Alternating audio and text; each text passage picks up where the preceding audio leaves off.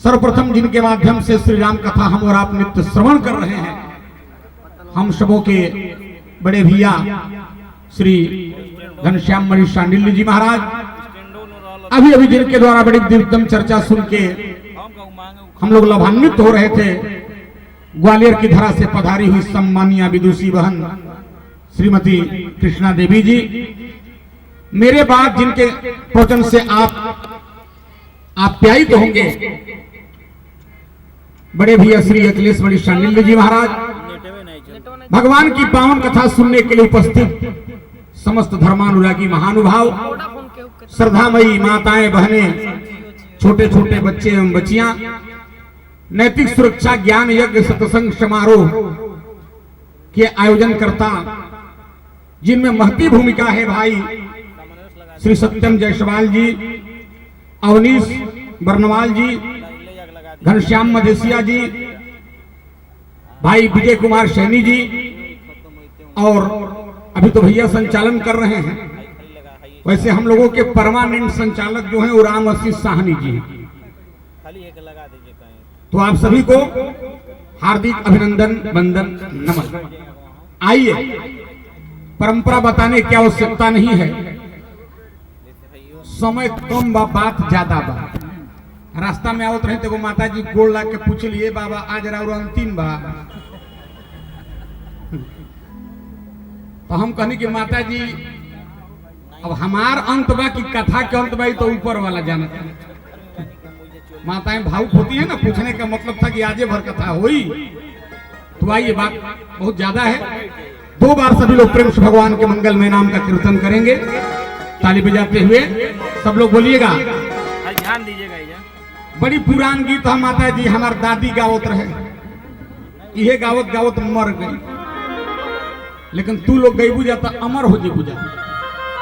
सब लोग बोलो, अरे चिड़ैया बन के उड़ गईले राम जी हमार हो, चिड़ैया बन के उड़ गईले राम जी।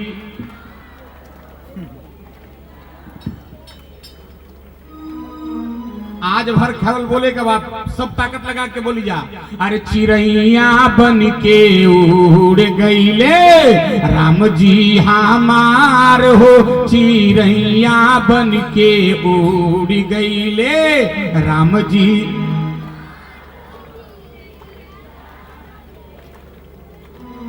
हाँ, कौशल्या जी कह रही हैं, बजाओ। अरे चिड़ैया बन के उड़ गईले राम जी हमार हो, चिड़ैया बन के उड़ गईले राम जी हमार हो। अरे राम जी हमार हो, चिड़ैया बन के उड़ गईले राम जी।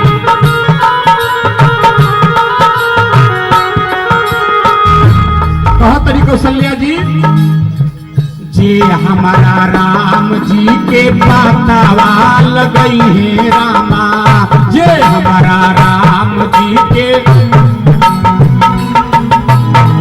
जे हमारा राम जी के पातावा लगई है रामा, जे हमारा राम जी के,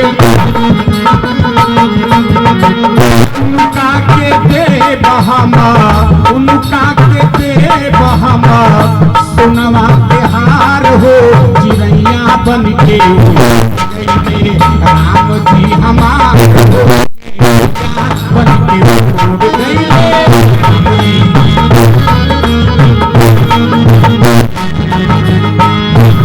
एक बार दोनों हाथ उठा लीजिए, अंतिम लाइन है।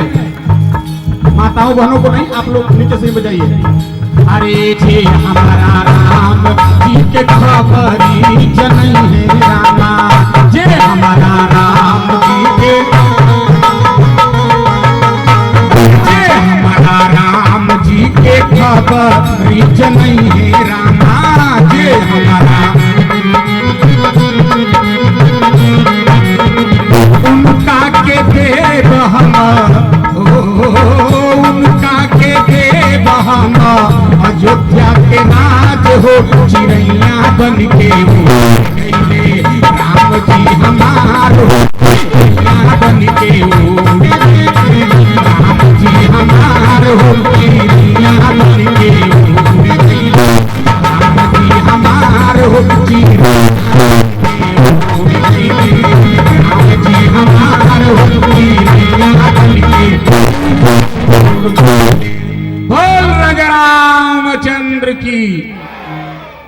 सीधे सीधे कथा पर आ जा भाई। फूल चिनिया बेदाम बिस्कुट लेके हमारे कथा में। हाँ, हमारा गांव में बहुत जग होला हर साल। तो भैया गई रही एक बार कथा कहे, यहाँ के कथा बोलत रही तो 2 गो मेहरारू एके में घूंघट सटा के बैठ रही से। तो हमारा बुझाइल के अखिलेश बाबा के कथावा नीक लागता तो बतियावो तरीसन की बड़ा बढ़िया बोलत रहे देवरिया वाला बाबा। तो हम पता लगाओ कैसे सत्यम लाठी लेके सबके बैठावो तरे घुमाओ तरे। तो हम वहां व्यवस्थापक तो हम चल गई नहीं कि का बतियावो तरीसन। तो हम गई नहीं तो देखनी कि अखिलेश बाबा के बारे में नहीं सन बतिया उतना कथा के बारे में। वो दोनों घूंघटवा आपस में सटा के नीचे कटोरा में ठेकुआ लेने रही सन, अब पानी पियत रही सन। अब बताओ ऐसे श्रोता लोग बैठ जाए, लेकिन यहाँ की माताएं बहनें बहुत शांति से सुनती है। बहुत बहुत धन्यवाद। देखो ध्यान से सुनना, शंकर जी के बियाह करा दी, वैसे उम्मीद बा कि नहीं हुई। हाँ, काल कथा सुनावत रही कि पंडित जी अन्नाऊ भाई दोनों जाना पार्वती के बर खोजे गई बड़े जा। देवता लोग शंकर जी से प्रार्थना कई, महाराज रउआ विवाह कर। शंकर भगवान विवाह करे पर तैयार हो गए, विवाह करे पर तो तैयार हो गए, लेकिन पंडित जी अन्नाऊ भाई सोचे लगले जा। मानस पढ़ लीजिएगा, हम अपने मन से नहीं बोल रहे। ई दोनों देवता लोग कहबे न कैले जा कि तहरा केकरा ले बियाह करे के।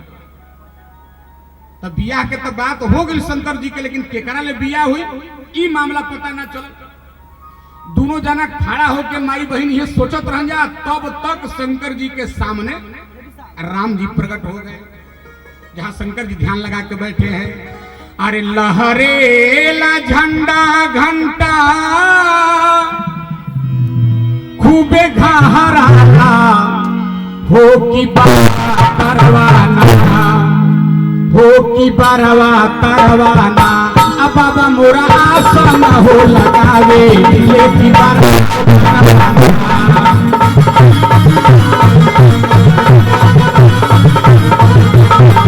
मोरा आसन हो लगावे ले की बरवा हो तरवाना।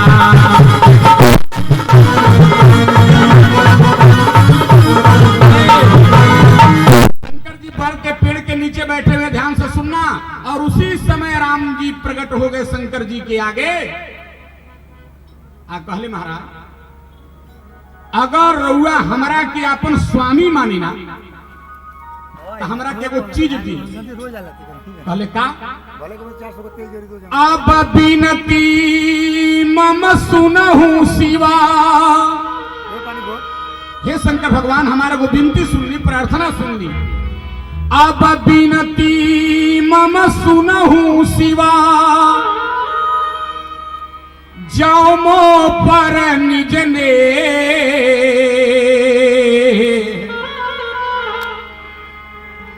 जाई विवाह हुसैल जही, यह मोहि मांगे हूं दे। रउआ जाके हिमाचल राजा के बेटी पार्वती से विवाह कर ली। पार्वती आपके लिए तपस्या कर रही है। माता जी चढ़ा दे लू। वाह, देखी तो माता जी लोग कितना श्रद्धालु बा। सीधा लोग चढ़ावता, जे देला सीधा उजाला। अब हंसे कहे लगला, कहां जाला? स्वर्ग में जाला। दान पुण्य नहीं खातिर कर स्वर्ग में जाइन, वैकुंठ में जाइन। जे देला आटा ओकरा कबो ना होला घाटा। जे देही दही ओकर सब काम सही। हाँ, आ दे दी चाउर ओकर कबो ना काम हुई बाबू। हाँ, बाहर माता जी बैठ जा। पुरनकी एक बार लेके आयल बड़ू 3 जगह टुकड़ा वाला। ध्यान से सुनना, बहुत कीमती बात। आपके लिए हिमाचल राजा की बेटी पार्वती तपस्या कर रही है, आप उनसे विवाह कर लीजिए। अच्छा, हमने के देखा भाई 2 घंटा कथा सुन लें, 7 बजे से 10 बजे 11 बजे तक 4 घंटा। तो घरे जाके लोग कही, बाप रे बाप 4 घंटा कथा सुन के। अब पहले के लोग कितना पूजा पाठ तपस्या करते रहे हो। कितना तपस्या पूजा पाठ करते रहे। ध्यान से सुनना बहनों, आपके लिए बता रहा हूं, पार्वती जी शंकर जी को पाने के लिए कैसे तपस्या की थी। जनवरी के महीना में, पूस के महीना में बर्फ पर बैठ के ओकरा पर बैठ के आ जपत रही, ओम नमः शिवाय नमः शिवाय नमः शिवाय। गर्मी का दिन आ गया, जरा देखो तरीका। 12 बजता, सूरज भगवान आकाश में खिलल बड़े, प्रचंड गर्मी, आ चारों ओर से लकड़ी या गोईठा जला के और बीच में बैठ के पंचाग्नि तापती थी और जपती थी, नमः शिवाय नमः शिवाय नमः शिवाय। आ खात का रही हो। हमने यहाँ पे आजकल व्रते में मेहरारू माई बहन भाई सब लोग ज्यादा खाला का हो। व्रत आई ओकरे 2 दिन पहले से लिस्ट बने को शुरू हो जी। 2 दिन पहले से हमारा द्वार पे वो बुढ़िया माई बिया, बड़ी भक्त थी। एक दिन हम गईनी तो मुंह लटका के बैठे रहे, तो हम कहनी काहे दादी काहे उदास बाड़ू, कलश की का कहिए बाबा बर तुलू बानी। तो हम कहनी तो कुछ खैलू है ना, तो कलश की का खैनी है। आधा किलो दूध पियनी है, आधा किलो सेव खैनी है, पाव नारंगी खैनी है, 100 ग्राम अंगूर खैनी है, 50 ग्राम काजू खैनी है, 50 ग्राम किशमिश खैनी है। लेकिन ए बाबा अन्न के गर्मी, अन्न के गर्मी है। हम कहनी तारा लग हिमालय पहाड़े बाकी बखाए खातिर, अन्न के गर्मी, अन्न के गर्मी बताओ। लेकिन ध्यान से सुनिएगा, पार्वती का क्या खात रही हो। पेड़ पर उल्टा लटक के, शिव पुराण में कथा बा, अब पार्वती तपस्या करत रही। तीसर का तरीका देखो, अब भोजन क्या करत रही। कहा कछु दिना भोजन बारी बतासा। बारी माने पानी पी के, बतासा माने हवा पी के तपस्या कर रही थी शंकर जी को पाने के लिए। और बेल की सूखी हुई पत्तियां जो जमीन पर गिरी थी माताओं सज्जनों, उसको उठा के पार्वती खाती थी। बेल की सूखी हुई पत्तियों को खाने के कारण से पार्वती का एक नाम पड़ गया अपर्णा।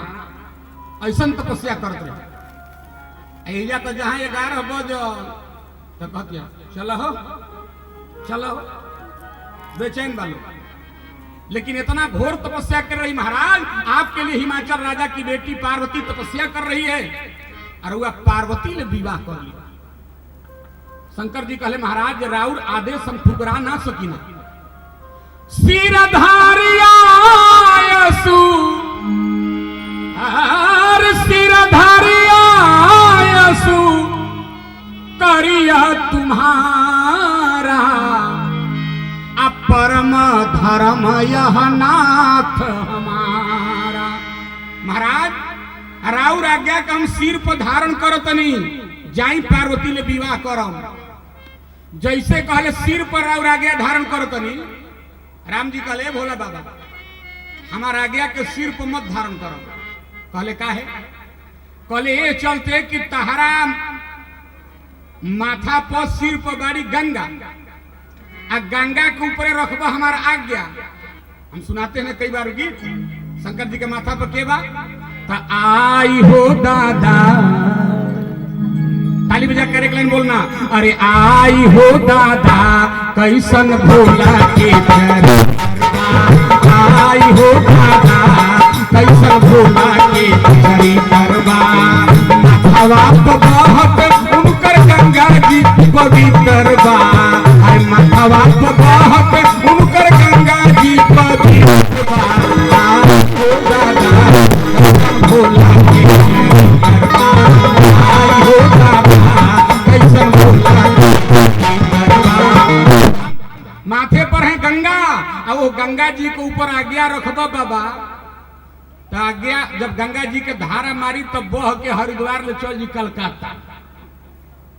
तो हमार बात रुआ भुला जाए, हमारी आज्ञा को आप माथे पर मत धारण कीजिए। अब उर राखे जो हम कहे, जो मैं कह रहा हूं उसको हृदय में धारण कीजिए। ध्यान से सुनिए माई बहन। अच्छा, इतना कह के राम जी अंतर ध्यान हो गया। शंकर जी कहले ठीक बा, हम पार्वती ले विवाह करे पर तैयार बनी रहो। देश बात तो शंकर जी 87 लोग के बोले, महाराज पार्वती हमारे लिए तपस्या कर रही है, आप लोग जा करके पार्वती का परीक्षा लीजिए कि क्या सचमुच में पार्वती हमको चाहती है, प्रेम परीक्षा लीजिए। अच्छा, अब सप्तर्षि लोग माई बहन चल गिले जा पार्वती जहां तपस्या करत रही, एकदम सुकुमार शरीर, आ जाके सप्तर्षि लोग कहले जाए पार्वती काहे खातिर तपस्या करत रही? शंकर जी के पावे खातिर? कहली हाँ। अरे राम राम राम, शंकर से बिया कर खातिर इतना तपस्या करत रही, उनका तो रहे के घरे नहीं थे, नंगे घुमाला, भीख मांग कर खाते हैं। अरे तुम कहो तो तुम्हारा विवाह हम लोग भगवान नारायण से करा दे, वो तो समस्त गुणों के धाम है, और शंकर में खाली गुणे बा।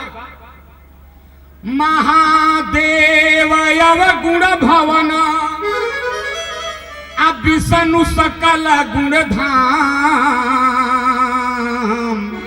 ध्यान से सुनना, देखो परीक्षा लेते रहे पार्वती के। शंकर के घर नहीं खे, नंगे घूमलन, बैल पर चललन, पहाड़ में रहलन, भीख मांगलन। तुम कहो तो तुम्हारा विवाह हम लोग भगवान नारायण से करा दें, लेकिन वाह रे भारत की बेटी, पार्वती ने कहा महाराज शंकर चाहे बैल पे चलते हो, शंकर चाहे भांग खाते हो, शंकर को रहने के लिए मकान ना हो, कोई बात नहीं है। हमने जब प्रण किया है विवाह करूंगी तो केवल शंकर से ही करूंगी। देखा ही मुनि, लाख कमी है, देखा ही मुनि अविवेक हमारा, वो चाहिए सदा शिव ही भर धारा।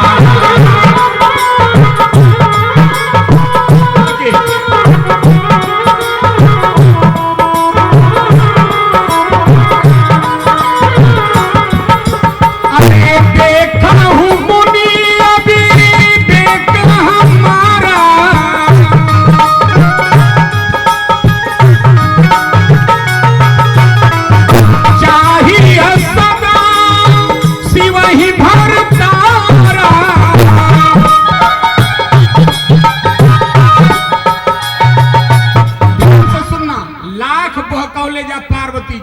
लेकिन पार्वती कहली ना, विवाह करूंगी तो केवल शंकर से लाख अवगुण हो। ये भारत की बेटी का चरित्र है। पति कैसनो होके प्रतिज्ञा कर लिया, जैसा भी हो विवाह करूंगी तो उसी से। अब तनी विदेशों के बेटी के चरित्र देख लो, 2 लाइन में। पंचवटी में भगवान श्री राम बैठे हैं, ध्यान से सुनना। राम जी और सीता जी एक भी माई बहन, और लक्ष्मण जी पंचवटी के गेट पे पहरा दे रहे हैं। और रावण के बहिन के नाम सुपनेखा सब कोई जानता। 60,000 वर्ष के बुढ़िया, ये कथा नहीं सुनायो के भाई सुन लें जा। 60,000 वर्ष के बुढ़िया आज जब राम जी के सुंदरता के, ऐश्वर्य के, सौंदर्य के, रूप के, लावण्य के देखल तो राम जी के सुंदरता देख के मुग्ध हो गई। और 60,000 वर्ष की बुढ़िया सज्जनों तुरंत रूप बदल के 16 वर्ष के बुढ़िया बन गई, ब्यूटी पार्लर से निकल के आ गई। आराम जी के भीरी पहुंचल, आराम जी के भीरिया जाके अब प्रणाम ना कैलस, धीरे से जाके मुस्कुराई, बोली वचन बहुत मुस्काई। जैसे मुस्कुराई तो राम जी समझ गए हमारे देश की बेटी नहीं हो सकती है, क्योंकि हमारे देश में औरत औरत से पर्दा करती है। उधर नहीं जाऊंगा, प्रमाण है हमारे। ये मुस्कुराई पर है पुरुष के देख के। आ देखो बड़का बड़का नाखून बढ़ा के, और हर बार आपको सुनाता हूं, जो माताएं बहनें चाह रही हैं कि हमारे मांग में सिंदूर रहे और हाथों की चूड़ियां खनकती रहे, उन माताओं बहनों को जीवन में 2 काम कभी नहीं करना चाहिए। कांच की चूड़ियां ये गजब चीज है, किस जुबा से कहूं ये सबब चीज है। कांच की चूड़ियां हैं दुल्हन के लिए, कांच की चूड़ियां हैं बहन के लिए, चाहती हो मांग में सिंदूर रहे, हाथ की चूड़ियां खनकती रहे। सौभाग्यवती माताओं को जीवन में 2 काम कभी नहीं करना चाहिए। सौभाग्यवती माताओं बहनों को नाखून बढ़ाना नहीं चाहिए और बाल कटाना। आजकल दोनों शुरू बा। नाखून तो पूछो मत, पहले तो एक रंग से रंगत रही सन। एगो हमरा भेटाइल तो 5 अंगुरिया 5 डिजाइन से रंग ले रहे। हम कहीं इतना घरे खाए बनावे मेहनत पहले रही तो मोटा के लाल भूल रही। ये अंगूरी रंगे में टाइम स्पेंड के लिए भी आता है 5 डिजाइन से। अब बाल पीछे ले पते ने क्या काल चलत की भाई जी जाते रहे कि बहन जी जाते रहे। ये 2 काम बंद कर देना। ई गईला बड़े बड़े नाखून घुमा के कहती अंग्रेजी में हेलो मिस्टर राम। हम हो तनी मन अंग्रेजी जानी ना। अखिलेश बाबा के सामने तो बहुत हिम्मत करना बोले के भाई ये तो उंगली पकड़ के चलाना सिखाए हैं ना। हिंदुस्तान के कई मंचों पर हमको साल भर में पहुंचाते रहते हैं। एक बार ताली बजाकर इनका एहतराम कीजिए। ध्यान देना बड़ी कीमती बात। तो जाके कलश hello mister Ram, I am most important beautiful girl in the world in present time. इसी का ट्रांसलेशन गोस्वामी जी किए हैं। कहतिया का कहल तो समा पुरुषना कहलस की रउआ नियन कोई पुरुष देखे। राम जी कहले वाह ये तो रावण की बहन है, वेदांत तो बोल रही है। अच्छा कभी कभी देखो भाई चौपाई के बड़ा विलक्षण अर्थ हो। अभी बहन जी सुना रही थी जब विभीषण आई ना तो सुग्रीव कहला सरकार। राम जी कहे क्या है? कहा आवा मिलन दशानन भाई। तो राम जी ने कहा ठीक है आने दो। तो फिर कहता आवा मिलन दशानन भाई। राम जी ने कहा ठीक है आने दो। तीसरी बार बोला आवा मिलन दशानन भाई। राम जी ने कहा आने दो। अरे तो बोलती है कि समझो एकरा पहले रावण के बहिन आई रहते तना पूरा फाट हो रहे। अब रावण के भाई आ गए। अब क्या हुई भगवान जाने। तो राम जी कहले चिंता क्यों कर रहे हो सुग्रीव? उ दशानन के भाई हो तो हम सहसानन के भाई हैं। चिंता मत कर तू। चुप ने किया गईला करस तोसम पुरुष न। राम जी कहे वाह ये तो वेदांत बोल रही है। बोलो भाई राम जी पुरुष थोड़े हैं। राम जी को हम लोग कहते हैं पुरुषोत्तम। और अंग्रेजी में भी आप राम लिखते हो तो 3 अक्षर से बनता है RAM। आर का अर्थ होता है राइट, ए का अर्थ होता है एक्शन, एम का अर्थ होता है मैन, यानी राइट एक्शन मैन। जिसका जीवन मर्यादा के तार में बंधा हो उसको राम कहा जाता है। वृक्ष हजारों होते हैं पर फल देते हैं कोई कोई, दीप हजारों होते हैं पर जलते हैं कोई कोई। आदर्श और नैतिकता की बात तो सब करते हैं लेकिन उस पर राम की तरह चलते हैं कोई कोई। लेकिन अगला लाइन बोलल तो गबड़ा दिला। कहतिया तो सम पुरुषना मो सम नारी। हमारा नियम कोई नारी नहीं थे। तो सम पुरुषना मो सम नारी यह संयोग विधि रचा। अरे ब्रह्मा बड़ा बढ़िया संयोग बना देले हमनी के दोनों आदमी के मिला देले। ताते अब लगी रहे कुंवारी अमन माना कछु तुम ही निहारी। हम आज तक कुंवारे घूमतनी बहुत लइकन के देखनी कोई ले बियाह करे के मन ना कइल। रउआ के देख के मन हमार कुछ करता। रउआ ले विवाह कइल चाहते तो राम जी कहले ये तो उल्टा बोलती है भाई। अच्छा बोलो हमारे यहाँ प्रक्रिया क्या है? सबसे पहले ये होती है कुंवारी, कुंवारी के बाद होती है नारी और नारी के बाद बनती है महतारी। लेकिन ये गई तो उल्टा बोला। क्या हो? पहला चौपाई में कहल तो सम पुरुष न मो सम नारी और निचला चौपाई में क्या कहल ताते अब लगी रहे कुंवारी।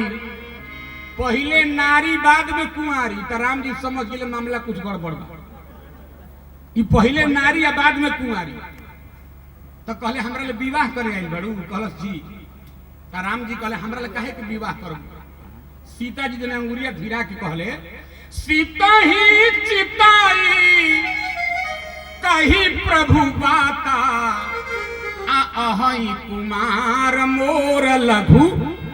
हो गेटवा पर चल जा हम तो सांवर बानी हमार भाई ह गोर बा।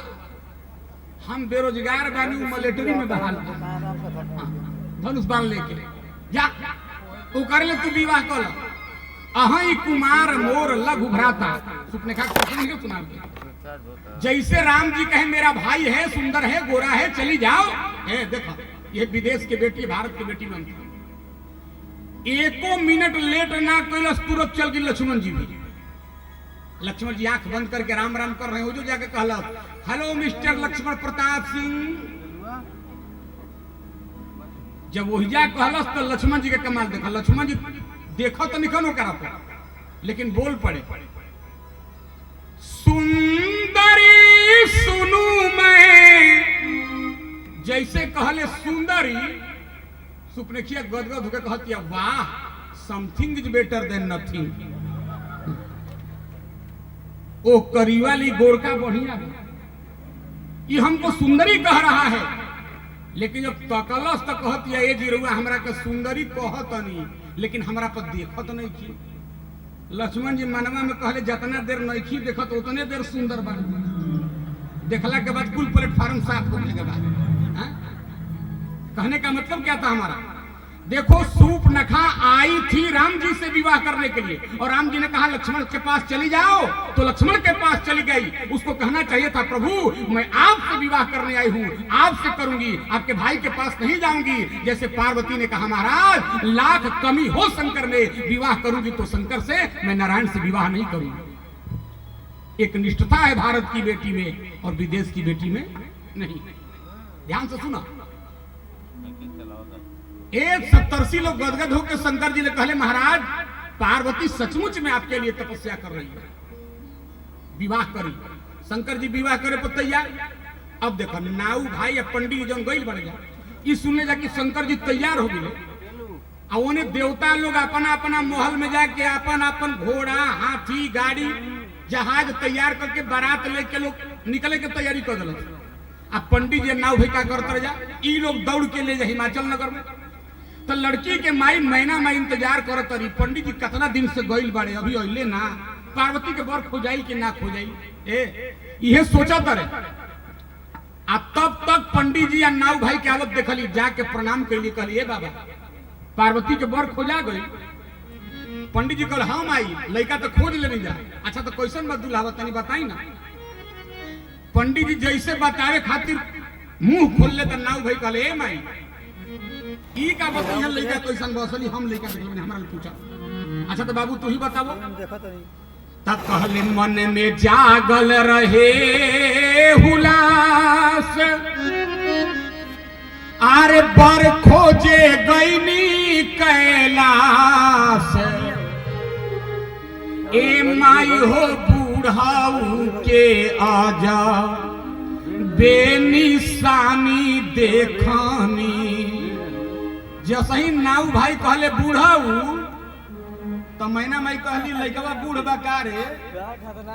नाऊ भाई कहले ना ढेर बूढ़ ने के काम चलाऊं, 87,000 वर्ष के बाद। और भैया ठीक है। तो कहली इतना दिन के लड़का होला, ये तो लड़का के बाप के बाप के बाप के बाप के बाप बा। तो नाऊ भाई कहले तार लड़कियों कम बिया। तो कहली हमार लड़की इतना उम्र के बिया। तो कहले तार लड़की के का नाम हो। तो पार्वती के एक नाम है उमा। तो मैना जी कहली हमरा लड़की के नाम है उमा। भोजपुरी में उमा का मतलब का हो, ईमा ना उमा, माई के माई के माई के माई। आई बाप के बाप के बाप बा, दोनों के गन्ना फिट बैठा। ए माई हो बूढ़ाऊ के आजा, बेनिशानी देखानी।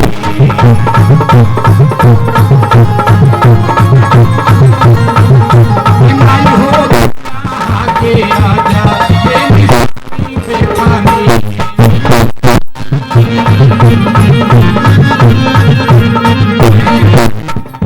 बबुआ को बात बताओ, लड़कवा घर नौकर चाकर बड़ा सन ना, हमार लड़की जाए तो सुख सुविधा होई ना।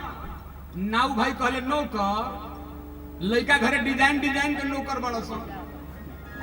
कोनो के भर दही हाथ, कोनो के भर दही गोड़, कोनो के भर दही मूड़ी, आ कोनो के हाथ ना गोड़ ना मूड़ी अलकतरा के डराम नहीं छोड़ल बड़ा सन। गनी तो सब ड्यूटी पर लग रहा सन, कुमुखहीन विपुल मुख काहू। अरे भूतयांगना बहारे शंकर जी के नौकर आ भूत पर तन खंगारे आ एगो भूतावा के गोतत हम सानी देखनी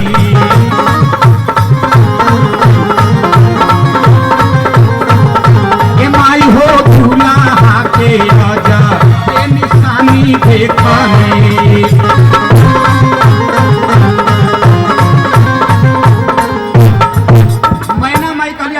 नौकर चाकर बड़ा सन ठीक भाई एगो बात बताओ ई जोन लइकवा आई तो अपन नाच बाजा उजा लेके आई ना शंकर जी के बारे में पूछली कि नाच बाजा उजा लेके आई ना दुल्हवा नाऊ भाई कहले नाच बाजा लइका अपने नचनिया है अलग नाच पार्टी बहले भाई अलग और जान लो दुनिया में शंकर जी से बड़ा कोई नाचने वाला पैदा नहीं हुआ गई तो रिहर्सल शुरू रहे देखी जोगिनी के नाच अरे मृदंग धैले रहे पिसाच खींचत भूतवे के सरंगी के कमानी देखनी खींचत भूतवे के सरंगी के कमानी देखनी माई हो दूल्हा के राजा बेनिशानी देखनी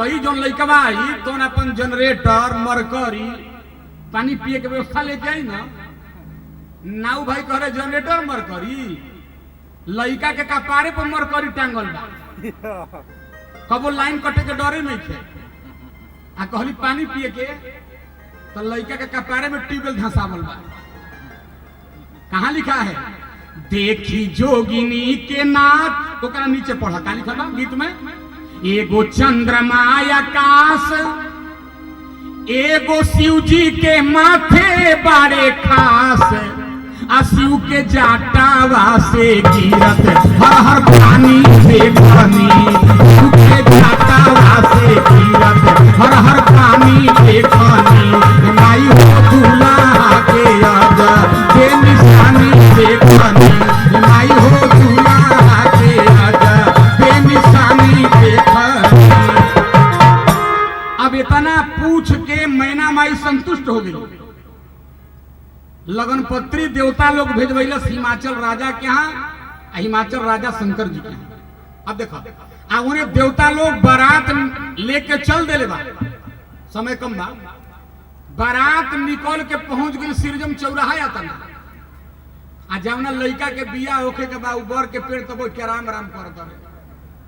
तो शंकर जी का एक बहुत प्रिय दूत था जेकर नाम है भृंगी वो दौड़ के गई कहता बाबा बारात चल गई सिर जो अमर हुआ हिजे बनी बारात ना का चलाऊं शंकर जी कहले सब कोई तो जाते बागो हम न जाइम त का भई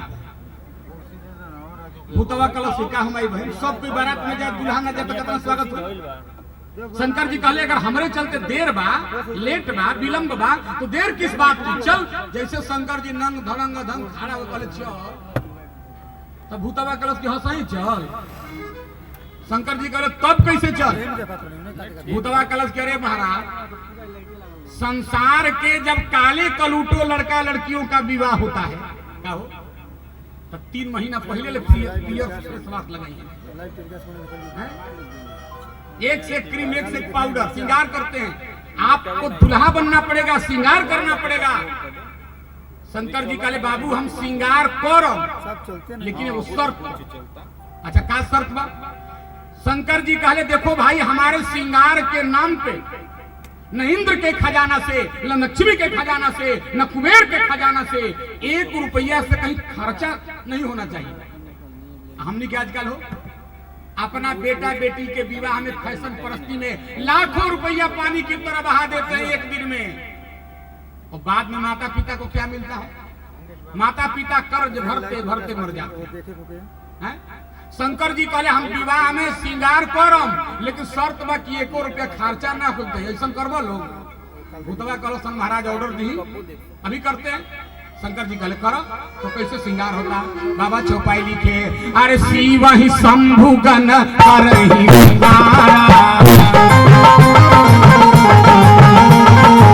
छटा मुकुट यही मऊर सवारा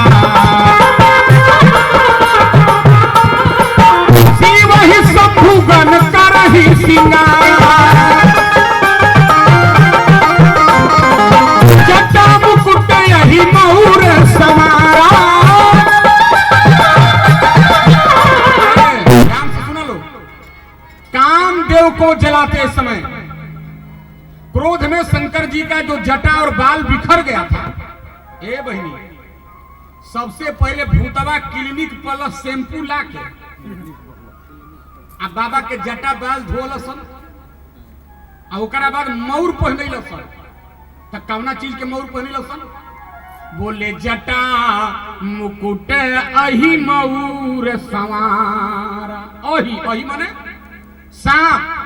बहन जी बैठी हैं, भैया बैठे हैं। सांप, लेकिन कवना सांप के अही कहल जाला? इहो जाला सांपन में क्वालिटी बा। अब आदमी में क्वालिटी बा कि ना हो? सबको अखले से बड़ी बन जाए। एगो ब्यास के हम देखनी कि 2 गो माला लटका के वो चश्मा लगैले बा। हम कनी काहे के कहता अखलेशो बाबा तो लटका बोला। हम कनी अखिलेश बाबा तो कहलन उरूज पे चला गया, ओकर अर्थ बता देबो? इहे न हाजी बाबा तो कहलस उरूज माने का होला? हम कहे कल चश्मे लगेबो के खोपड़ियो रखो हैं। लेकिन ध्यान देना बड़ी कीमती बात। अही माने सांप, लेकिन कवना सांप के अही कहल जाला? भी जान लीजिए, जवना सांप के माथा पर मड़ी होला ओकरा के कहल जाला अही। 10 मणिधर सर्पों को लटका के ऐसे मौर बना दिए। जटा मुकुट अही मऊर सवारा। दूसर का श्रृंगार करता? बोले कुंडल कंकना पहिरे ब्याला। ए भाई, कुंडल आ कंगन शंकर जी के पहना उतरसन। कौची ले? सांप ले। ब्याल माने सांप, लेकिन कौना सांप के ब्याल कहल जाला? इहो जान लो। सांप के एकक बीता के बच्चन के ब्याल कहल। तो सपवन के बचवा के पकड़ के लेलसन। हमार जन देखी हो, यही चलते हम कहीं ना कथा पंडाल में आकर सुने के चाहिए।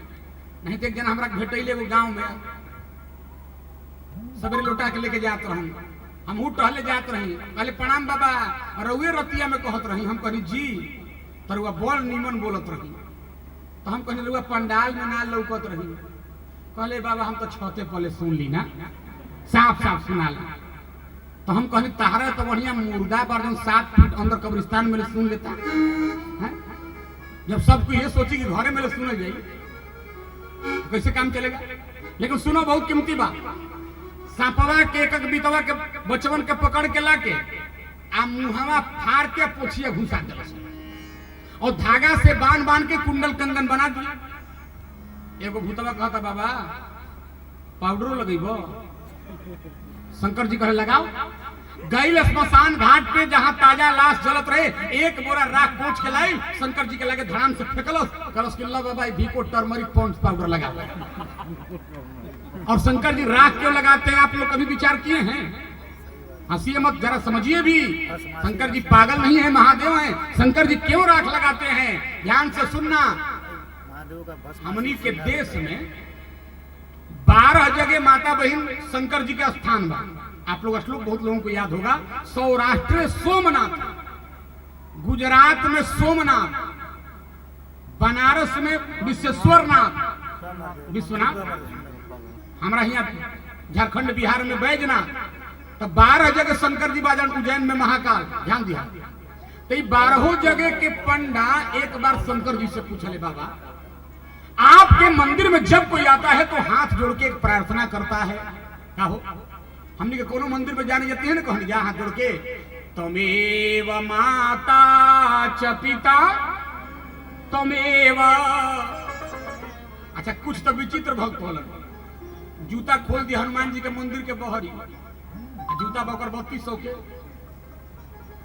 ताकि हनुमान जी पर कही त्वमेव माता, घूम के देखी जूतवा बाकी गई तो जूता तरफ कहेगा चपिता त्वमेव, माने हे हनुमान जी तू माई, हे जूता जी तू बाप।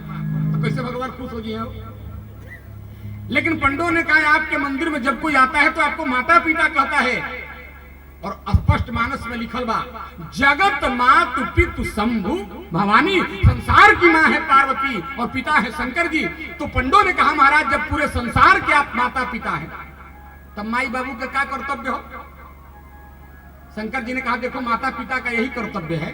ध्यान से सुनो, अगर बेटा मिल जाए तो छाती से चिपका लेना, अच्छा बेटा मिल जाए तो अंक में भर लेना, अच्छा बेटा मिल जाए तो हृदय से लगा लेना। तो पंडों ने कहा महाराज बेटा मिल जाए तो हृदय से लगाना चाहिए, हाँ आलिंगन करना चाहिए, हाँ गोद में बैठाना चाहिए। हाँ, तो महाराज पूरे संसार के लोग आपके बेटा बेटी हैं, आपको माता पिता कहते हैं, तो इतने बेटों को आप कभी गले से लगाते हो? शंकर जी ने कहा सबको लगाता हूं। अच्छा, कब लगाते हो? शंकर जी ने कहा हमारे सनातन धर्म में नियम है, जब कोई मरता है तो जलता है, और जब जलता है तो राख बनता है, उसी राख को लेकर मैं अपने हृदय से लगाता हूं। ओहो हो, आज मेरा बेटा मिला हुआ है, आज मेरी बेटी मिली हुई। तो शंकर जी यही चलते राख लगावले, तन विभूति। एगो भूतवा कहते बाबा आजो कपड़ा उपड़ा लगेबा कि फ्री स्टाइल में चलबो। शंकर जी का लगाओ कपड़ा, तो बाघ का छाला कहीं कहीं वर्णन है, पेड़ का छाला कहीं कहीं वर्णन है, पार्वती मंगल ग्रंथ में हाथी का छाला पहना दिया। पट के हरि छाला और कहा शशि ललाटा, माथे पर चंद्रमा सुशोभित है, सुंदर सिर गंगा, ऊपर गंगा जी खूबसूरती बढ़ा रही है, और नयन तीन उपवीत भुजंगा। एक बात और ध्यान देना, शंकर जी के जनेऊ पहने लसन, जनेऊ भुजंगा लिखा हुआ। भुजंगा माने सांप, लेकिन कौना सांप के? बहुत बड़े बड़े सर्पों को कहा जाता है भुजंग। 3 गो बड़का सांप के ला के आ शंकर जी के पिठिया में कंधा में लपेट के जनेऊ पहना दिया। जनेऊ जनेऊ बना दिया। जनेऊ सबको पहनना चाहिए। एक बात और ध्यान दो, तिलक सबको लगाना चाहिए और माथे पर चोटी सबको रखना चाहिए। लेकिन आजकल चुरकी रखे में, चोटी रखे में बेइज्जती लोग समझे लगा हो। ये सब रूढ़िवादिता है, लोग कहते हैं। लेकिन ध्यान से सुनना, जनेऊ पहना शंकर जी के, नयन तीन उपवीत भुजंगा, करल कंठ उर नर सिरुमाला, और शिव बेश शिव धाम कृपाला। एक हाथ में डमरू, एक हाथ में त्रिशूल लिए शंकर जी। एगो भूतवा कहता बाबा कवना गाड़ी पर चलब? शंकर जी कहले डीजल पेट्रोल के रोज दाम बढ़ता, लाओ हमार नंदी बैल। आ शंकर जी माई बहन बैठले बैल पर, तो बैलों पर ना बैठे आई, बैठे के आगे लगाम लगा के तो पोछी में लगाम लगा ले।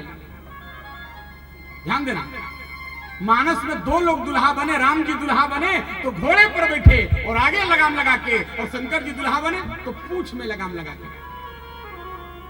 वैसे भैया बैठे हैं, बहन जी बैठी है, कहीं एक कथा नहीं लिखल कि शंकर जी बैल के पूंछ पकड़ के बैल बढ़े, कहीं प्रमाण नहीं है। जैसे मानस में कुछ चीज है जिसका प्रमाण नहीं है। जैसे लोग कहते हैं भरत सरिस को राम से नहीं, जगु जप राम राम जप जेही, लेकिन पूरे मानस में एक भी चौपाई नहीं मिलेगा कि कहीं राम जी भरत भरत कर रहे हैं। लेकिन लिखा हमनी को सब वक्ता बोला नहीं जा शंकर जी बैल की पूंछ पकड़े गए, लिखा कहीं नहीं हुआ। तो कैसे पूंछ मानल जाए कि शंकर जी बैल के पूंछ पकड़ ले? तो देखो हमनी के दृष्टि से ना, भूतवा जौन रहसन शंकर जी बैठे रहन सीधे, लेकिन भूतवा जौन रहसन ओहनी के लौकत रहे कि शंकर जी उल्टा बैठल बा, क्योंकि भूतवादियों को हमेशा उल्टा ही दिखाई देता है। विद्वान लोग कहते हैं शंकर जी बैल के पूंछ पकड़ ले। अच्छा, तो शंकर जी बैल के पूंछ पकड़ के काहे गए? तो ध्यान दिया, देखो माई बहन, बैल के 4 गो पैर होला ना, देवरिया जिला में 4 गो पैर बैल होला सन, तो धर्म के भी 4 गो पैर होला। नोट करो, पहला पैर है धर्म का सत्य, लेकिन कलयुग में पैर टूट गई। कलयुग में कोई सच बोलेला हो? हमने से पूछिए बाबा कहाँ पहुंचल बानी? अभी खुखुंदू पहुंचल नहीं कह दिन, हाँ देवरिया इंटर कर देनी। सत्य जल्दी कोई बोलने वाला मिलेगा नहीं, जो बोलते हो पूज्य है प्रणम में है। दूसर का पैर है तप। ए बहनी, कलयुग में कोई तप कर ना सकेला। अच्छा मान लो तू मूड बना के अपना घरे बैठल क्या तप करम, तपस्या करम, जैसे आंख बंद करके शुरू कैला ओम, तब तक मेहरारू के पीछे कहतिया सिलेंडर खत्म, बालू चबई तो हो गई तार तपस्या। और शौच पवित्र, कलयुग में पवित्रता नहीं रहेगी। आप चौथा पैर है दान। ये जो आप लोग दान करती हो ना, आप कर कितना बड़ा समारोह करा रहे हो, भैया बोल रहे हैं कि फलाना 100, फलाना 500, फलाना 1000, कल हम भी कह दिए तो 500 कितना लोग दे दिए। इसी दान रूपी पैर पे धर्म खड़ा है। तो धर्म के 4 गो पैर। तो जब लइकन के बियाह हो जाई तो उसको सुंदर पत्नी मिल जाएगी, कुछ दिन बाद उसको एक सुंदर बेटा पैदा हो जाएगा, कुछ दिन बाद उसको एक बिटिया हो जाएगी, यानी उसका संसार परिवार बढ़ेगा। तो कहल जो करा ले बाबू चलो ना, बड़ा बढ़िया बस स्टैंड कथा होता। तो लड़कवा के सर हमारा के कहाँ लिया जी, हमारा धंधा पानी ले फुर्सत बा, हमको नौकरी पेशा से फुर्सत है, हम धर्म कर्म कहाँ से करेंगे। तो शंकर जी ने कहा दुनिया के नौजवानों, विवाह होने के बाद सुंदर पत्नी मिलेगी, मन तुम्हारा उसमें फंसेगा, बेटा पैदा होगा मन उसमें फंसेगा, बेटी पैदा होगी मन उसमें फंसेगा। अगर विवाह होने के बाद पूरे धर्म का पालन नहीं कर सकते हो तो धर्म की पूंछ भी पकड़े रहोगे तो समझ लेना तुम्हारा बेड़ा पार है। दूसरा का कारण समय कम वसूले और बता देता। शंकर जी बैल के पूंछ काहे पकड़ ले? बहन जी भी बहुत बढ़िया बात आपको सुना रही थी। भागवत जी में माई बहन वो कथा लिखल बा 32 अपराध जो ना करे के चाहिए लेकिन हमनी के कर नहीं जाए। भगवान का जहां भी मंदिर हो उसके अगल बगल थूकना नहीं चाहिए, लौसंका नहीं करना चाहिए, गंदगी नहीं करनी चाहिए। लेकिन हमनी के घर के पूरा कूड़ा ले जाके मंदिर के आगे पीछे। भगवान के मंदिर में शिष्ट जन बैठे हैं, ध्यान दीजिएगा, कभी भी सवारी पर बैठकर नहीं जाना चाहिए। आप पुराने जमाने में राजा लोग हाथी घोड़ा चलते थे, मत जाओ। आज के जमाने में आप कार से चलते हो तो कुछ दूर पे रोकिए। आप मोजा जूता इत्यादि पहन करके मंदिर में नहीं जाना चाहिए, पाप लगता है। और भगवान के मंदिर में कंबल इत्यादि से पूरे शरीर को कभी ढक कर सोना नहीं चाहिए, ये नियम है। और जिस दिन कोई उत्सव आए ना भगवान का, जैसे रामनवमी आ रहा है, जन्माष्टमी आता है, उस दिन घर में बिना भगवान का उत्सव मनाए भोजन नहीं करना चाहिए। कितना भी गरीबी हो, एक पूरी ही बनाओ, एक हलवा का दाना ही घर में बनाओ, लेकिन भगवान के लिए अर्पित करो, वरना पाप लगता है। रास्ते में आप जा रहे हो और कहीं आपको मंदिर दिखाई दिया, आपने प्रणाम नहीं किया तो उस समय दोष लगता है। एक बात जो हम बताओ चाहते हैं, जब भी आप मंदिर में जाइए तो आज से संकल्प कीजिए विनोद पाठक के बात को, दर्शन करके भगवान के और तुरंत मुड़ के अपन पीठ ना भगवान के दिखावे के चाहिए। सुन लो माई बेटी, मुड़ करके भगवान को तुरंत अपना पीठ नहीं दिखाना चाहिए। 3 डेग 5 डेग 7 डेग पीछे आना चाहिए और तब मुड़ के जाना चाहिए। भगवान के पीठ ना दिखाते। शंकर जी कहले कि हम बानी आगे, दूल्हा के गाड़ी कहाँ होला हो आगे, अब बाराती कहाँ होला पीछे। और शंकर जी के बारात के मालिक हैं विष्णु भगवान। तो शंकर जी ने सोचा मैं दुल्हा बन के आगे बैठूंगा और घोड़े में आगे लगाम लगाऊंगा तो विष्णु भगवान पीछे रहेंगे, तो विष्णु भगवान को हमारा पीठ दिखाई देगा। और अगर मैं बैल की पूंछ में लगाम लगा लूंगा तो विष्णु भगवान पीछे हैं, विष्णु भगवान का दर्शन करते जाऊंगा। इसलिए शंकर जी बैल की पूंछ में लगाम लगा। बारात माता जी चल दिल। बारात कितना दिन बाद पहुंचल हिमाचल नगर में? शिव पुराण में लिखा है ठीक 21 दिन में। और बाबा मानस में क्या लिखे? अरे नगर निकाटा बारात सुनी आई, पुरखरु भरोसो भाई भाई।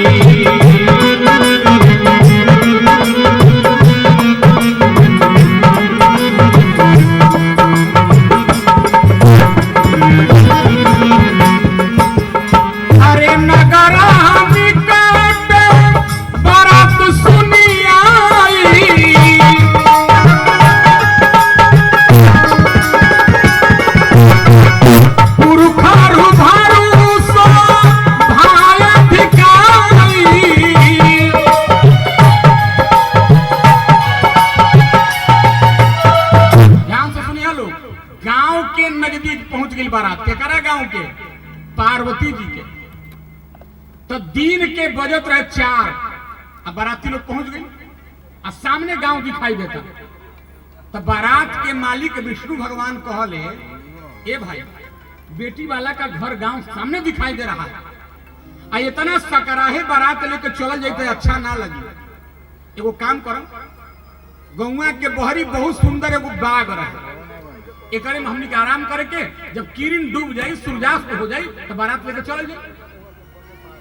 अब सब देवता लोग देखो भाई ओजे बागीचा में बाग में आराम कर लगा।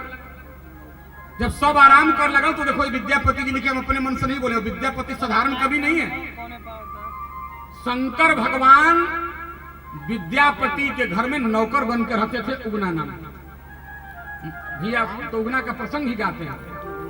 मानो अपने विवाह की एक एक घटना को शंकर भगवान विद्यापति के कलम से लिखवाए।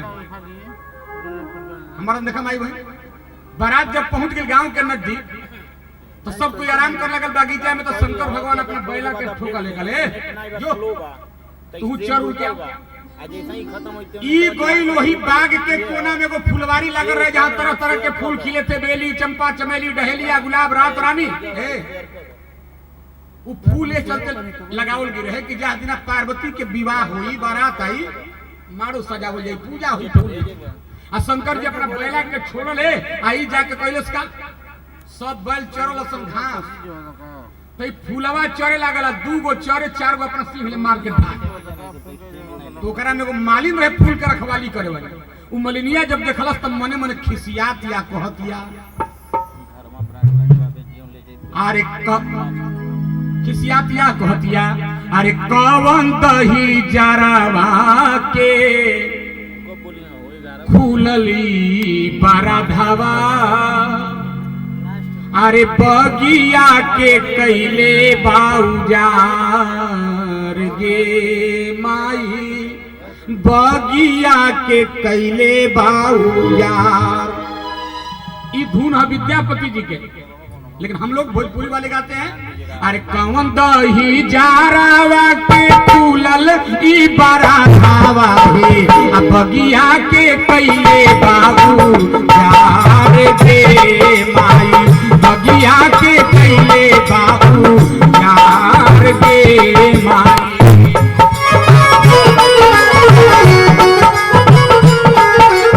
अरे बगिया के कैले बाबू जार गे माई।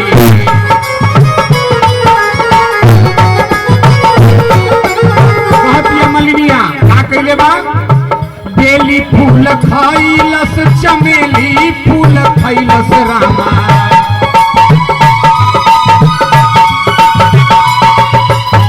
चंपा फूलवा कैले बाजी गे माई।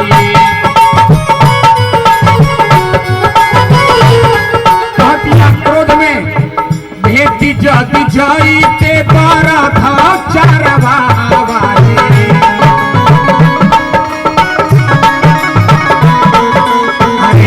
के ले गई तर मार के माई।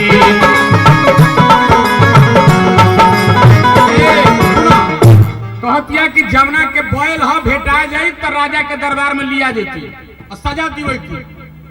आ क्रोध में दौड़ रहल बिया आ तब तक किरण डूब गई, हला भई बारात बढ़ाव। अब सब कुछ तो चल दिलस। शंकर जी फेरा में पड़ले कि हमार नैनो कहाँ गए बैल के। रामशीष भाई खोजत खोजत पहुंचले वही फुलवारी में। तो बैल में तो लगाम पगा रहे ना।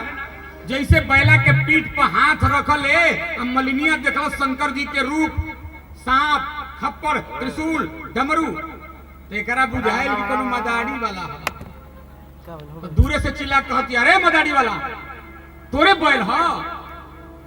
शंकर जी कहले ल नहीं तो राष्ट्रपति के मदारी बुझती है। शंकर जी कहले हाँ हमरे बैल है, क्या बात बा बोल। मलिनिया क्रोध में कहती है तू कहाँ रहल? आज हमारे राजा के लड़की के बारात आए के बाद तू मतलब कि सारा फूल तहस नहस कर देलो।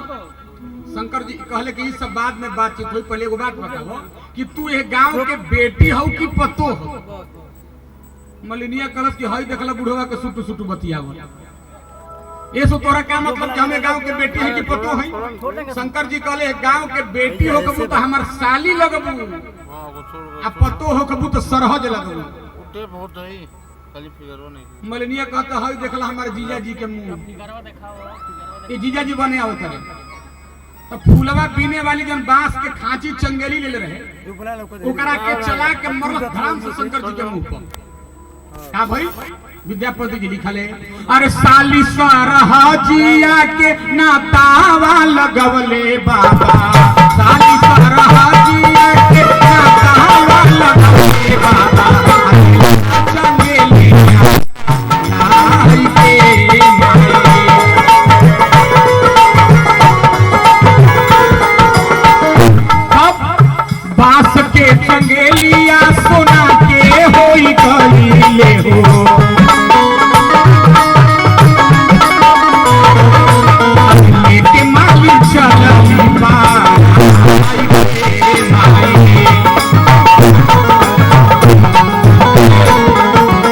हसवा के खचिया ले मरलस बस सोना के बना के गिरा दिले शंकर जी।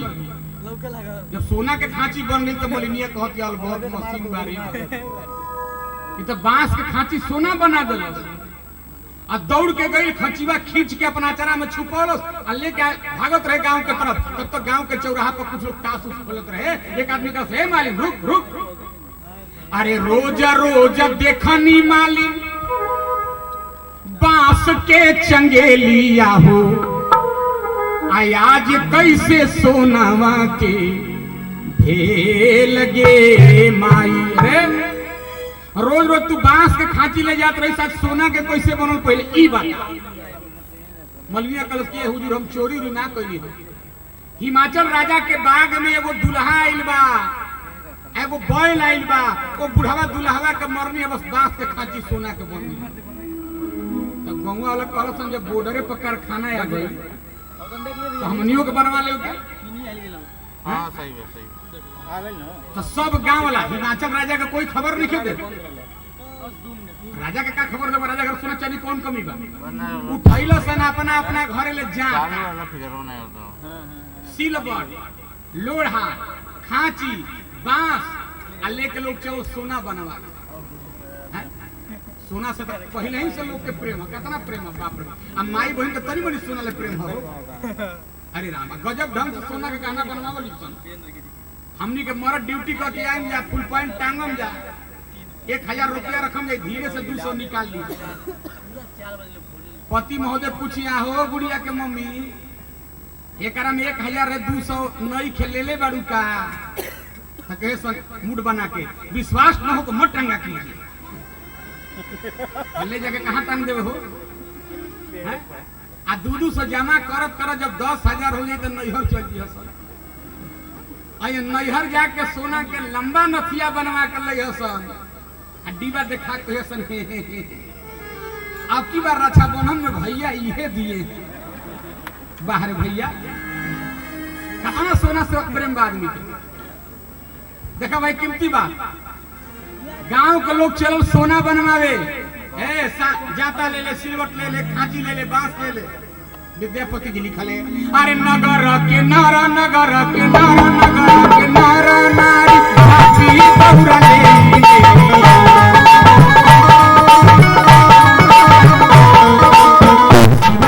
चला ले खुशी आई प्रेम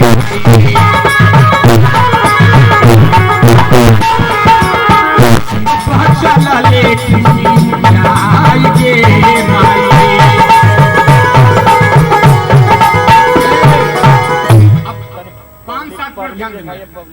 अब ब्रेक लगाओ तो उतना बढ़ रहा होगा। गौवा वाला जब चल सर खांची लेके जाता लेके सिलवट लोढ़ा लेके बांस लेके तो शंकर जी के पीछे शंकर जी के भूत खड़ा रह खड़ा नहीं बाबू। एगो भूतवा देखला जब कपार पर खांची तो शंकर जी ने कहता बाबा अब खचीवा में क्या होता। शंकर जी कहले जा रे चौपट बदनाम कर देबो हमरा के। सबके विवाह में जैसे मान लो सत्यम के रेस्ट हाउस का कहा मैरिज हॉल वहाँ जो हाटा रोड में बना हम लोग बियाहे वाला हमने के ठहरल बनी जाता ना कुमार लेके बड़ा दिन में हमारा भी जाता चक्कर लगाओ तरह सुनो बहुत बढ़िया बात। तो जहाँ विवाह मैरिज हॉल होला उजा ना विवाह ठहरला तब ना नाश्ता पानी चलेला चाहे बफर हो चाहे बुफाइल हो जो सिस्टम हो चलेला। तो शंकर जी कहले सबके विवाह में जब मैरिज हॉल में बैठब टेंट में बैठब तब नाश्ता मिली। आ बौरा हमारा विवाह में टेंट हाउस में बैठे के जरूरत नहीं है मैरिज हॉल में। कि रास्ता में चलते चलते खांची में नाश्ता के प्लेट लाओ तो दे दी हसन। अब भूतवा कुल गदगद। तो शंकर जी के पीछे वो ऐसा भूत खड़ा रहे जना के भर दही आंखें रहे विपुल नैन वाला। तो वो देखल जब कान्ही पर लंबा लंबा बांस तो कहता बाबा खचिवा में तो नाश्ता के प्लेट आवता कन्हिया पर लंका का ले बड़ा सन। शंकर जी कहले नयका डिजाइन के चम्मच चल जरा धुआं ढेका रहे उनको खिये हसन। अब भूत बड़ा गदगद अब तब तक गौवा वाला लसन शंकर जी के नजदीक। अब दूरी कितना रखी, जिससे आप लोग बैठे हम मंच पर बैठे, इतने 5-7 फीट की दूरी। देखो छोटी को लड़का निकल गौवा वाला देने, आप पूछो तो अपना काका ले, एक घंटे हम काका यही दुल्हा कमारे के बाद शंकर जी जो सुनले मारे के बाद शंकर जी कहले चेला टेंशन का बोल बाबा ई मिठाई में फसल लेके पिटाई करे आइल बड़ा सन। जैसे जाके वो खांची चलौलस शंकर जी का कहले अरे बिरहनी उ सुकवले बाबा अरे हाड़ा खरकवले हो आ बिछियन के कइले तई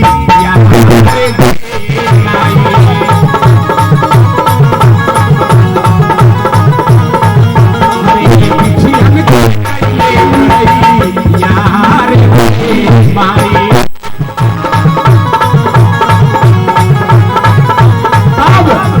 गेहूं के मारा साए हुनी गेहूं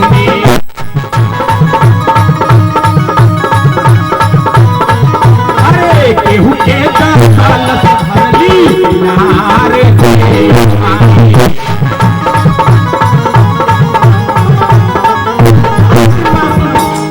ये विद्यापति जी लिखे हैं, लेकिन मानस में क्या वर्णन बा?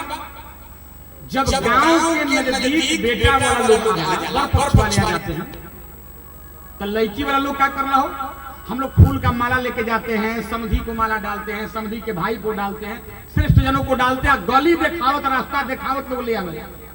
अन्हार रही तो पहले जमाने में पेट्रोल में वह दिखावत लोग लाई और नीचे और स्वागत लोग कर रहे हैं। अंतिम बात सुनो, बाबा ने लिखा नगारा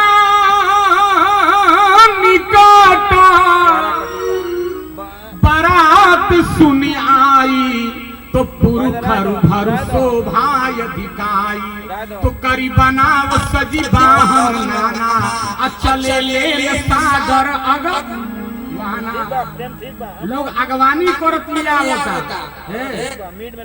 जब गली में बारात आ गई। बस अंतिम बात ही सुन लो, तब मैना माई के पता चल गई कि गली में बारात आ गई तो माताओं का हृदय तो बेटी के प्रति कितना कोमल होता है।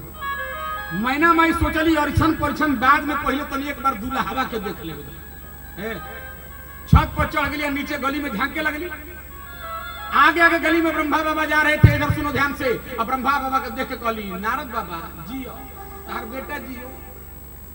नारद जी कहले काहे तना आशीर्वाद देत रू, कहली लइका खोजले बड़ा कतना बढ़िया। अच्छा कतना माई बहन के तुलना ना करे, कहे सन लइका खोजले बड़ा भाई बहन नियन लागत है, कितना बढ़िया लइका। नारद जी कहले चुप संकल बाड़ू, ई तार समझी हमें। कहली बाप रे बाप, जब समझी इतना सुंदर तब बाबू कितना सुंदर हो। ओकरा पीछे विष्णु भगवान विष्णु जी के सुंदरता देख के बोली अरे बाबा 100% गारंटी है लइका नु है। कहले चुप चुप चुप, ई लइका के चाचा है। कहले जब चाचा इतना सुंदर तब बाचा कितना सुंदर होई है। इंद्र भगवान पीछे रावत हाथी पे चढ़ के अरे ये लइका हनु है, ई तो लइका के संग हतिया है। अग्नि भगवान अरे तो लड़का घर खाने खाए बनाने वाला है। वरुण अरे तो पानी भरने वाला है। तो मैना माई कहली जब सर्वेंट इतना सुंदर तो गवर्नमेंट कितना सुंदर हो। तो कलिए बाबा रुआ के बार बार बोला के पूछे के पड़ता कौन है पार्वती के दूल्हा, कौन पार्वती के दूल्हा, कौन पहचान बता ना दी हम चिन्ह ले। नारद जी कहले हाथवा देख रहे बताने भुला गेलू। सुनो, जब तू अपना बेटी पार्वती के दामाद के दर्शन करबू तो गोरखपुर एम्स में तारा 60 बोतल पानी चढ़ तब बुझ लिया कि पार्वती के दामाद देख लिया। अब गांव में बारात आ गई बा, कथा करा से आगे बढ़ के सकत। और देखो हम बिहारी है ना, तो विद्यापति जी लिखल है, आप लोग कथा भी जानते हैं कि जब राम जी के बारात गई रहे तो 6 महीना तक अयोध्या के लोग बिहारे में रह गए। तो शंकर भगवान को अब हम यहीं पर विश्राम दे रहे हैं। अब साल भर बाबा के ओजे खड़ा रहेगा हैं, महीना में परीक्षण करे खातिर छत पर बाड़ी। अब बाबा गली में जा कर अब जाए तो एक आगे के कथा चांस बा न बोला के एक आगे कथा बगला सब पक्का सुना दे। और देखिए भाई कितना बड़ाई कल जाए भाई एजा के नौजवान लोग के। हमारे भैया दिन में धीरेन्द्र मणि जी चाचा जी ले गए थे हम लोग को गोरखपुर हम कहनी कि हमारे एगो अखिलेश बाबा ने सैंडल खरीदे के बाद कल चिंता मत करियो हमारा सैंडल हम कर देम और पूरा घुमाए पॉपकॉर्न का खेला हमें पूरा पेट भरल बा आ कहला में कल एक बुजुर्ग आदमी मिले तो वो भी कहते हैं एगो निर्गुण सुना दे। अच्छा सुना के विश्राम देवी की बंद कर दी हैं सुना दी हो तो निर्गुण का भाव सुनो भरत शर्मा का निर्गुण है। अरे गोरिया गोरिया के ह हमनी के पति के ह भगवान गोरिया कौन गुनवा पाके ताराई बाड़ू अरे माया में भुलाई बाड़ू ना हो गोरिया कौन गुनवा पाके ताराई बाड़ू माया में भुलाई बाड़ू ना हो गोरिया कौन गुनवा पाके ताराई बाड़ू माया में भुलाई बाड़ू ना।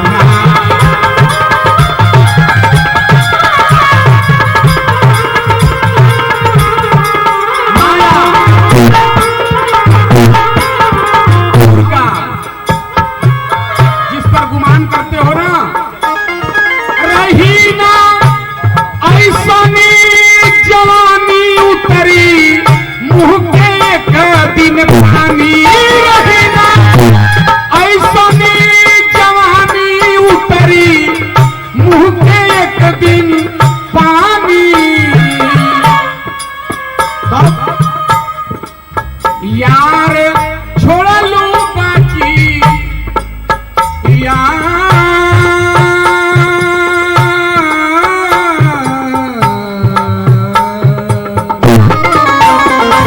अरे यार छोड़ लो बाकी देवरे पे भाई बारू माया में भूलाई बारू हो गोरिया कौन गुनवा पाके ताराई बारू माया में भूलाई बारू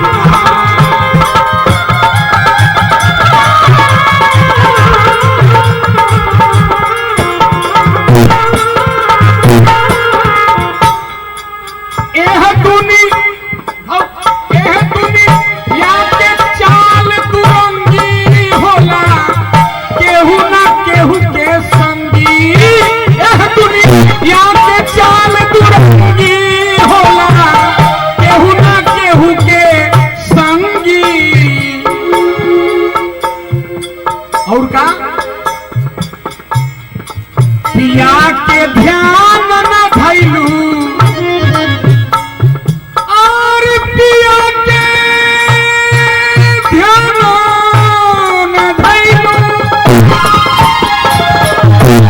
पिया के ध्यान न धैलू बसना में अजुराई बारू पिया के ध्यान न धैलू बसना में अजुराई बारू।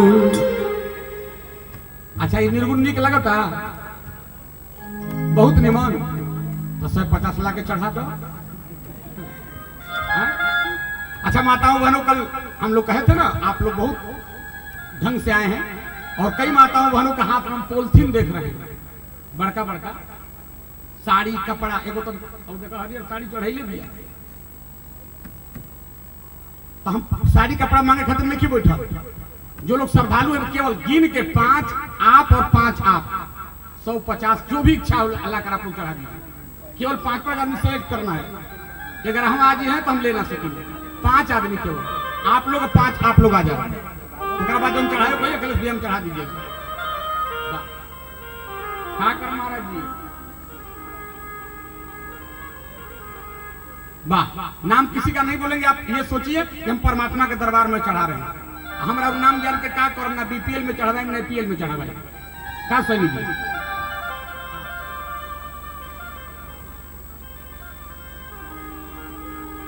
बहुत आशीर्वाद। कोई आदमी भैलन हो गिननी ना बाहर है। देखिए बेटी भी चढ़ाइए, बहुत आशीर्वाद। तू लोग 5 कभी ना पूर्ण जा, जल्दी जल्दी आओ। वाह हाँ, ये बच्ची भी चढ़ाइए, भैया भी देखिए। चला वाह, देखा कुल है अंग्रेज नियन लगतिया हो। हाँ, हाँ। बहुत बढ़िया। देखा हो एगो बेटी लाओ के पॉलिथीन में साड़ी ना हो झोरा में। ये साड़ी कल पंडिताइन पहनी है ना, 3 टाइम हमारे का तेल लगई है। लावा वाह, रख दो वहीं पर, ऊपर चढ़ा दो, रख दो बाबू ही रख दो। बस अब आप लोग बैठिए, हो गया, चलिए हो गया, बंद करो लोग। क्या हो सत्यम, जल्दी जल्दी कराए को जगह। अब सर्दे पर रोकल थोड़े जाए, बांध टूट गई जावे तो जल्दी जल्दी आ जाओ। जिनको आना है आ जाओ जल्दी, तुरंत अपने स्थान पे जाके बैठ जाना। भगिया मत। अंतिम दिन के बिना कथा प्रसादी ले ले, आरती ले ना जाए जाला। वाह धन्य बारू ये जाके माता जी। ये जमराज भगवान ये बुढ़ियन माई के 10 साल कागज मत खोजी हो। वाह वाह, देखा आई आ गई, कितना छोट बा। ये देखिए 11 रुपया बच्चा प्रदान किया है, बहुत बहुत आशीर्वाद।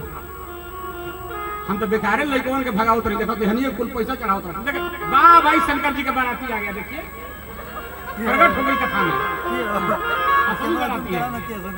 बहुत बढ़िया, बहुत बढ़िया। हाँ वही में रखवा दो, श्रद्धा पात्र रखवा दो, श्रद्धा पात्र उसी में पैसा आप लोग डाल दीजिए। जो श्रद्धा जल्दी आके। और सुनिए अंतिम लाइन, पिया के ध्यान में भइलू बसना में अझुराई बारू। पिया के